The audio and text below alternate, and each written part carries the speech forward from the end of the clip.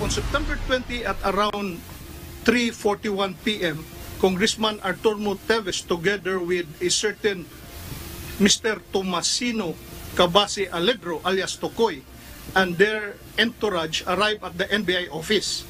Sa pagdinig ng Senate Committee on Public Order and Dangerous Drugs kahapon, inihayag ni National Bureau of Investigation o NBI Central Visayas Regional Director Rinan Oliva na pinuntahan siya ni suspended Congressman Arnie Teves Jr.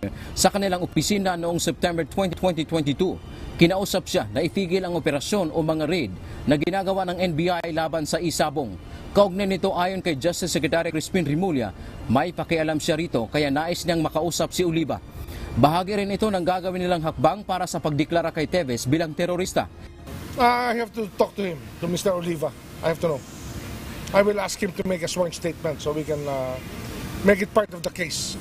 Kasi ano yan it's part of the profile that will be established in the Anti-Terror Council when we start designating him. Sa ngayon anya ay pinoproseso na ang terrorist designation ni Teves sa pamamagitan ng Anti-Terrorism Council.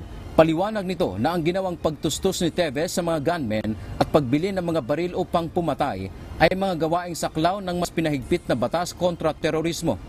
Yung nagpapapatay, yung nagre-recruit ng taong pumatay, yung mga gumagastos sa pera para magpapatay, yung bumibili ng mga baril para magpapatay, yung ang tao yung natatakot dahil sa nangyayari, ang pananakot na nangyayari, ang takot na isipan ng tao sa isang lugar, yan mga bagay yan na naroon sa anti-terror law.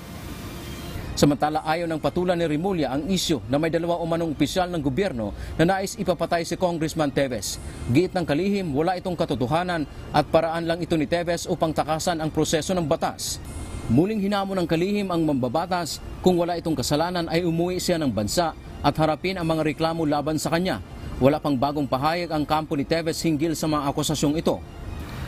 Sa ngayon, naniniwala si Rimulya na nasa Korea o Cambodia lang si Teves. May tuturing anyang comfort zone ito ng mambabatas dahil hindi mahigpit sa mga dayuhan lalo na sa Cambodia na di kailangan ng visa kaya malaya itong makapasok at makalabas.